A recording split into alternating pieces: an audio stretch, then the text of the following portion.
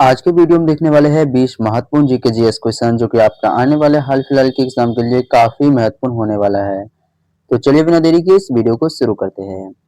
इस वीडियो का पहला क्वेश्चन है 1935 के भारत शासन अधिनियम द्वारा प्रांतों में किस व्यवस्था का अंत कर दिया गया। तो आपको याद रखना है 1935 के भारत शासन अधिनियम द्वारा प्रांतों में किस व्यवस्था का अंत कर दिया गया। तो इसका सही जवाब हो जाएगा आपको ऑप्शन नंबर का बी, द्वैध शासन का। ऑप्शन बी जो आपका द्वैध शासन, ये बिल्कुल सही जवाब हो जाएगा। चलिए इसी के साथ अगले क्वेश्चन को बढ़ेंगे। अगला आपका 2 नंबर सवाल है 1935 के अधिनियम द्वारा प्रांतों को क्या प्रदान किया गया। तो आपको याद रखना है 1935 के अधिनियम द्वारा प्रांतों को क्या प्रदान किया गया। तो इसका सही जवाब हो जाएगा आपको ऑप्शन नंबर का बी, प्रांतीय स्वायत्तता।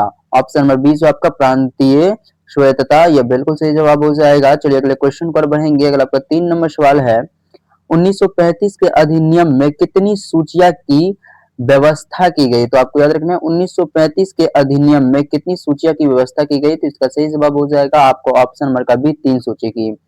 ऑप्शन बी जो आपका 3, यह बिल्कुल सही जवाब हो जाएगा। चलिए इसी के साथ अगले क्वेश्चन पर बढ़ेंगे। अगला आपका 4 नंबर सवाल है निम्न में से कौन सी सूची 1935 के अधिनियम में थी। तो आपको याद रखना है निम्न में से कौन सी सूची 1935 के अधिनियम में थी। तो इसका सही जवाब हो जाएगा आपको ऑप्शन नंबर का डी, उपरोक्त सभी, यानी कि संघ सूची, प्राप्तीय सूची और समवर्ती सूची, यह तीनों था। ऑप्शन नंबर डी आपका बिल्कुल करेक्ट आंसर हो जाएगा। चलिए अगले क्वेश्चन पर बढ़ेंगे। अगला आपका 5 नंबर सवाल है विदेशी मामले जो है किस सूची में रखे गए थे। तो आपको याद रखना है विदेशी मामले किस सूची में रखे गए थे। तो इसका सही जवाब हो जाएगा आपका ऑप्शन नंबर का ए, संघ सूची में। ऑप्शन ए जो आपका संघ सूची, ये बिल्कुल सही जवाब हो जाएगा। चलिए इसी के साथ अगले क्वेश्चन पर बढ़ेंगे। अगला आपका 6 नंबर सवाल है मुद्रा और बैंकिंग किस सूची का विषय था। तो आपको याद रखना है मुद्रा और बैंकिंग जो है किस सूची का विषय था। इसका सही जवाब हो जाएगा आपको ऑप्शन नंबर का सी, संघ सूची का। ऑप्शन नंबर सी जो आपका संघ सूची, ये बिल्कुल सही जवाब हो जाएगा। चलिए इसी के साथ अगले क्वेश्चन पर बढ़ेंगे। अगला आपका 7 नंबर सवाल है कि पुलिस किस सूची का विषय था। तो आपको याद रखना है, बात की जाए यदि पुलिस का, तो पुलिस जो है यह प्रांतीय सूची का विषय था, है ना। ऑप्शन नंबर बी जो आपका प्रांतीय सूची, यह बिल्कुल सही जवाब हो जाएगा। चलिए इसी के साथ अगले क्वेश्चन पर बढ़ेंगे। अगला आपका 8 नंबर सवाल है कि शिक्षा किस सूची में रखी गई थी। तो आपको याद रखना है शिक्षा जो है किस सूची में रखा गया था। तो इसका सही जवाब हो जाएगा समवर्ती सूची में। ऑप्शन सी जो आपका समवर्ती सूची, यह बिल्कुल सही जवाब हो जाएगा। चलिए इसी के साथ अगले क्वेश्चन पर बढ़ेंगे। अगला आपका सवाल है विवाह एवं विवाह विच्छेद किस सूची का विषय था। तो आपको याद रखना है विवाह एवं विवाह विच्छेद किस सूची का विषय था। तो इसका सही जवाब हो जाएगा आपको ऑप्शन नंबर का बी, समवर्ती सूची का। ऑप्शन बी जो आपका समवर्ती सूची, यह बिल्कुल सही जवाब हो जाएगा। चलिए इसी के साथ अगले क्वेश्चन को और बढ़ेंगे।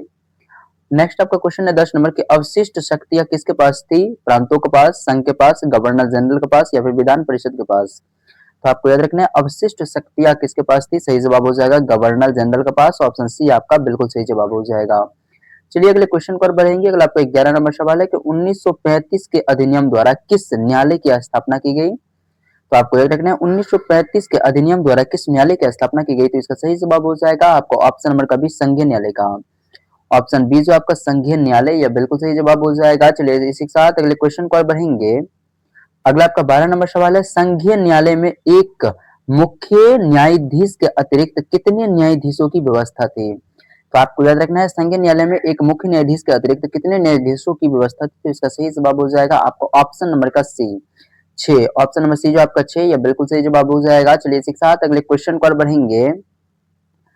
अगला आपका 13 नंबर सवाल है कि संघीय न्यायालय के निर्णयों के विरुद्ध अंतिम अपील कहाँ की जा सकती थी। तो आपको याद रखना है संघीय न्यायालय के, सॉरी फिर से क्वेश्चन रिपीट करेंगे। सवाल है कि संघीय न्यायालय के निर्णयों के विरुद्ध विरुद्ध जो है अंतिम अपील कहाँ की जा सकती थी। तो इसका सही जवाब हो जाएगा आपको ऑप्शन नंबर का सी, प्रिवी काउंसिल लंदन में। ऑप्शन सी जो आपका प्रिवी काउंसिल लंदन, ये बिल्कुल सही जवाब हो जाएगा। चलिए इसी के साथ अगले क्वेश्चन पर बढ़ेंगे। अगला आपका सवाल है 1935 के अधिनियम में अंतिम संवैधानिक संशोधन का अधिकार किसके पास था। तो आपको याद रखना है 1935 के अधिनियम में अंतिम संवैधानिक संशोधन का अधिकार किसके पास था। तो इसका सही जवाब हो जाएगा आपका ऑप्शन नंबर का सी, ब्रिटिश संसद। ऑप्शन सी जो आपका ब्रिटिश संसद, ये बिल्कुल सही जवाब हो जाएगा। चलिए इसी के साथ अगले क्वेश्चन पर बढ़ेंगे। अगला आपका 15 नंबर सवाल है कि 1935 के अधिनियम द्वारा किस संस्था को समाप्त कर दिया गया। तो आपको याद रखना है 1935 के अधिनियम द्वारा किस संस्था को समाप्त कर दिया गया। तो इसका सही जवाब हो जाएगा आपका ऑप्शन नंबर का ए, भारत परिषद को। ऑप्शन ए जो आपका भारत परिषद, यह बिल्कुल सही जवाब हो जाएगा। चलिए इसी के साथ अगले क्वेश्चन पर बढ़ेंगे। अगला आपका 16 नंबर सवाल है 1935 के अधिनियम द्वारा वर्मा को किससे अलग कर दिया गया? तो आपको याद रखना है 1935 अधिनियम द्वारा वर्मा को किससे अलग कर दिया गया? तो इसका सही जवाब हो जाएगा आपका ऑप्शन नंबर का भी भारत को। ऑप्शन बी जो आपका भारत, यह बिल्कुल सही जवाब हो जाएगा। चलिए इसी के साथ अगले क्वेश्चन पर बढ़ेंगे। अगला आपका 17 नंबर सवाल है 1935 के अधिनियम के अंतर्गत किस बैंक की स्थापना की गई? तो आपको याद रखना है 1935 के अधिनियम के अंतर्गत किस बैंक की स्थापना की गई? तो इसका सही जवाब हो जाएगा आरबीआई की। सॉरी, फिर से क्वेश्चन रिपीट करेंगे। सवाल है कि 1935 के अधिनियम के अंतर्गत किस बैंक की स्थापना की गई? तो इसका सही जवाब हो जाएगा आरबीआई। ऑप्शन नंबर ए जो आपका आरबीआई, यह बिल्कुल सही जवाब हो जाएगा। चलिए इसी के साथ अगले क्वेश्चन पर बढ़ेंगे। सवाल है कि आरबीआई की स्थापना कब हुई? तो आपको याद रखना है आरबीआई यानी कि भारतीय रिजर्व बैंक की स्थापना जो है कब हुआ? तो इसका सही जवाब हो जाएगा 1935 में। ऑप्शन बी जो आपका 1935, ये बिल्कुल सही जवाब हो जाएगा। चलिए इसी के साथ अगले क्वेश्चन पर बढ़ेंगे। अगला क्वेश्चन को थोड़ा सा छोटा करना पड़ेगा। चलिए देख लेते हैं क्वेश्चन क्या कह रहा है। क्वेश्चन कह रहा है कि 1935 के अधिनियम द्वारा मताधिकार का विस्तार किया गया, जिससे लगभग कितने प्रतिशत जनसंख्या को वोट का अधिकार मिला? तो आपको याद रखना है 1935 के अधिनियम द्वारा मताधिकार का विस्तार किया गया, जिससे लगभग कितने प्रतिशत जनसंख्या को वोट का अधिकार मिला? तो इसका सही जवाब हो जाएगा आपका ऑप्शन नंबर का बी, 10% को। ऑप्शन नंबर बी जो आपका 10%, ये बिल्कुल सही जवाब हो जाएगा। चलिए इसी के साथ अगले क्वेश्चन पर बढ़ेंगे। अगला आपका 20 नंबर क्वेश्चन है जो कि वीडियो का लास्ट क्वेश्चन है। सवाल है कि 1935 के अधिनियम को किस उपमा से संबंधित किया गया था? तो आपको याद रखना है 1935 के अधिनियम को किस उपमा से संबंधित किया गया था? तो इसका सही जवाब हो जाएगा गुलामी का अधिकार पत्र से। ऑप्शन नंबर बी जो आपका गुलामी का अधिकार पत्र, यह बिल्कुल सही जवाब हो जाएगा। तो दोस्तों फाइनली हम लोगों ने 20 महत्वपूर्ण जीके जीएस क्वेश्चन देख लिए, जो कि आपका हाल फिलहाल के एग्जाम के लिए काफी महत्वपूर्ण था।